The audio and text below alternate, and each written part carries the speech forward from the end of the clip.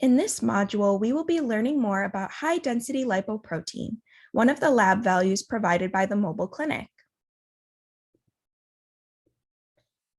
HDL stands for high-density lipoprotein, which is known as good cholesterol. This is because HDL, shown below in dark yellow, removes bad cholesterol, LDL, from the bloodstream, shown in light yellow. HDL takes this excess cholesterol back to the liver like a vacuum so that it can be broken down and flushed out of the body. Because of this, we want our HDL levels to be higher so that we have a lower risk of heart disease and stroke. So how is HDL measured? When the lab completes a blood test, HDL is measured in milligrams of cholesterol per deciliter of blood, or millimoles per liter. The important thing to pay attention to is whether these numbers are higher, desirable, or lower, which puts someone at risk of heart disease and stroke. At-risk and desirable HDL levels for men and women are defined in the table below. Now that you know more about HDL, you may be wondering how you can increase HDL. This can be done by managing and preventing high LDL levels or bad cholesterol through lifestyle modifications. The first modification we will discuss is healthy eating. Since our bodies make enough cholesterol on their own, we don't have to consume extra cholesterol in our diets.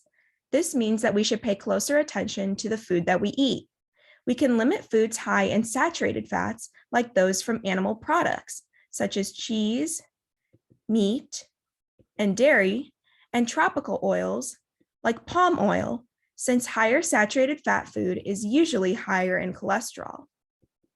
We can also pick foods low in saturated fat, sodium or salt, trans fat, and added sugars. Some examples include lean meats, fat-free low-fat milk, cheese, and yogurt, seafood, whole grains, fruits and vegetables.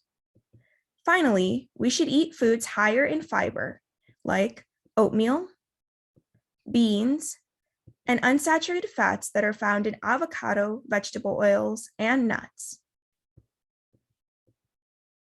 Finally, the image below shows some healthy substitutions that can be made when considering unhealthy fats in the diet. Take a moment to pause in order to view the image. An additional lifestyle modification that we will discuss is increasing physical activity. More activity correlates with lower triglycerides, which are the most common type of fat in the body, and higher HDL levels. This is because exercise improves HDL's ability to take LDL out of the bloodstream. The physical activity guidelines are defined below: 150 minutes of moderate intensity aerobic activity, or 75 of vigorous intensity, and 2 days of muscle strengthening activities per week. A good place to start is to aim for 30 minutes of moderate to vigorous aerobic exercise on most, if not all, days. Some ideas include walking, running, biking, swimming, and weightlifting. Another helpful tip is to incorporate physical activity into your days. This can be something as small as taking the stairs instead of the elevator, doing jumping jacks during commercials, or parking a little farther away. Finally, we will discuss quitting smoking. Smoking lowers HDL levels and increases LDL levels and triglycerides. This is because the chemicals in cigarettes make LDL stickier, making it harder for HDL to remove LDL. Since HDL cannot work as efficiently, LDL builds up.